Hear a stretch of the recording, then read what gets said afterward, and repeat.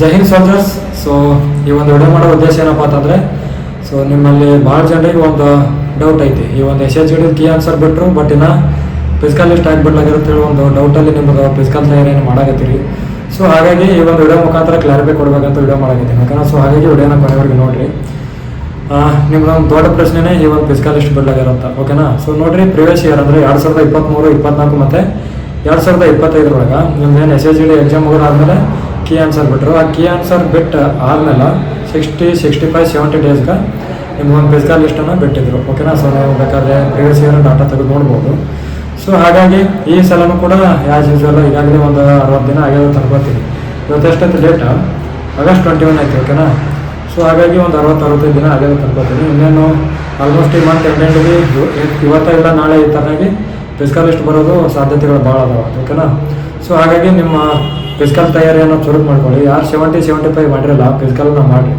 Because ಈಗ ನೋಡಿ, ಈಗಾಗಲೇ 25,000 ಪೋಸ್ಟ್ ಅದಾವೆ. ಓಕೆನಾ? ಸೊ ಇದಕ್ಕೆ ಇನ್ನೂ 20,000 ಪೋಸ್ಟ್ ಆ್ಯಡ್ ಮಾಡೋಂಥ ಒಂದು ಚಾನ್ಸ್ ಭಾಳ ಐತಿ. ಯಾಕಂದ್ರೆ ಪ್ರಿವಿಯಸ್ ಇಯರ್ ಎಲ್ಲರೂ ಕೂಡ ಪ್ರತಿ ವರ್ಷ ಇನ್ಕ್ರೀಸ್ ಮಾಡ್ಕೋತಾನೆ ಬಂದಿದ್ದಾರೆ. ಸೊ ನೋಡ್ಬೋದು, ಈಗಾಗಲೇ ಈ ಒಂದು ಪ್ಯಾರಾಮಿಲಿಟ್ರಿ ಫೋರ್ಸಸ್ ಒಳಗೆ ಭಾಳಷ್ಟು ಒಂದು ವೇಕೆನ್ಸಿ ಖಾಲಿ ಕೂಡ ಅದ. ಓಕೆನಾ? ಸೊ ಹಾಗಾಗಿ ಇನ್ಕ್ರೀಸ್ ಮಾಡೋಂಥ ಚಾನ್ಸ್ ಕೂಡ ಭಾಳ ಐತಿ. ಸೊ ಹಾಗಾಗಿ ನಿಮ್ದು 70 ಆಗಲಿ 75 ಆಗಲಿ, ಓಕೆನಾ, ಅದು ಓನ್ಲಿ ಇರೋದು ನಿಮ್ಮ ರಾ ಮಾರ್ಕ್ಸ್ ಮಾತ್ರ, ಇನ್ನೂ ನಾರ್ಮಲೈಸ್ ಆಗಿಲ್ಲ. ನಾರ್ಮಲೈಸ್ ಆಗುತ್ತೆ, ನಿಮ್ಗೆ ಗೊತ್ತೈತಿ. ಸೊ ನಾರ್ಮಲೈಸ್ ಆದಮೇಲೆ ಯಾರು ಮಾರ್ಕ್ಸ್ ಎಷ್ಟಾಗುತ್ತೆ ಹೇಳೋಕ್ಕಾಗಲ್ಲ. ಫಾರ್ ಎಕ್ಸಾಂಪಲ್, ಈಗ ಎ ಅನ್ನೋ ಅಭ್ಯರ್ಥಿದು 75 ಇತ್ತಪ್ಪ. ಸೊ ಈಗ ಬಿ ಅನ್ನೋ ಅಭ್ಯರ್ಥಿದು 80 ಇರ್ತಂತಿಟ್ಟು. ಓಕೆನಾ? ಸೊ ಆ ಬಿ ಅನ್ನೋ ವ್ಯಕ್ತಿಗೆ ಒಂದೇ ನಾರ್ಮಲೈಸೇಷನ್ ಕೊಟ್ಟರೆ 81 ಆಗ್ತದೆ.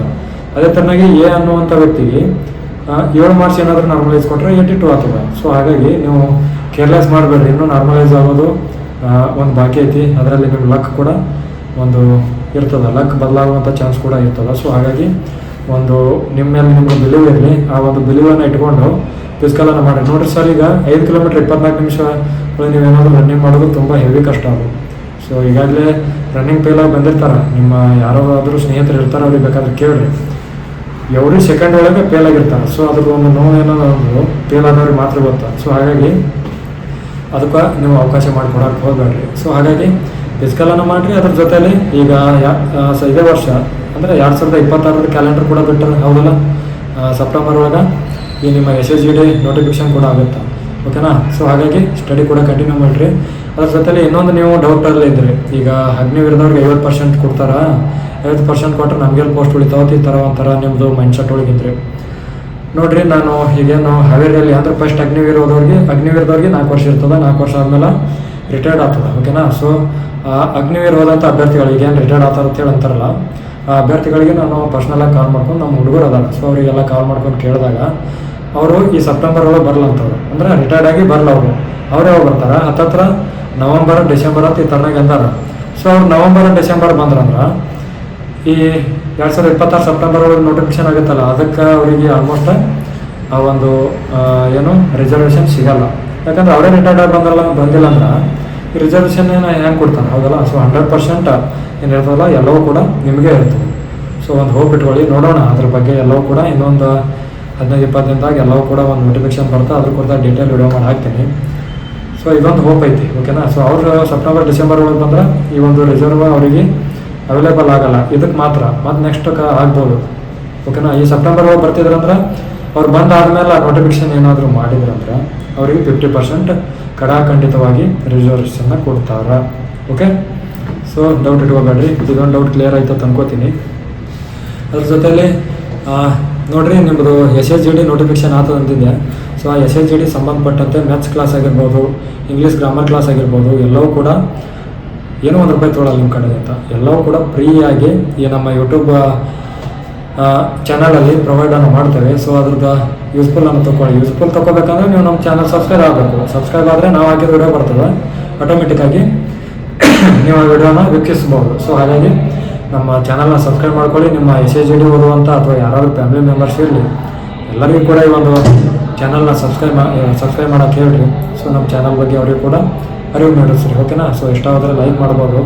ನಿಮ್ಗೇನು ಲೈಕ್ ಮಾಡೋಂತ ಕೇಳಲ್ಲ, ಯಾಕೆ ನಿಮ್ಗೆ ಇಷ್ಟ ಆಗಿತ್ತು ಅಂದ್ರೆ ಅದು ಮಾಡಿರಿ, ಇಲ್ಲ ಏನು ಮಾಡೋಕ್ಕಾಗಲ್ಲ. ಸೊ ಇಷ್ಟ ಆಗಿತ್ತು ವಿಡಿಯೋ ಕುರಿತಾಗಿ ಒಂದು ಇನ್ಫಾರ್ಮೇಷನ್. ಇನ್ನೂ ಏನಾದರೂ ನಿಮಗೆ ಡೌಟ್ ಇತ್ತಂದ್ರೆ ಕಮೆಂಟ್ ಸೆಕ್ಷನಲ್ಲಿ ತಿಳಿಸ್ರಿ, ಅದಕ್ಕೆ ನಾನು ಖುದ್ದಾಗಿ ರಿಪ್ಲೈನ ಮಾಡ್ತೀನಿ. ನಿಮ್ಮ ಡೌಟ್ ಎಲ್ಲ ಕೂಡ ಸಾಲ್ವ್ ಮಾಡ್ತೀನಿ.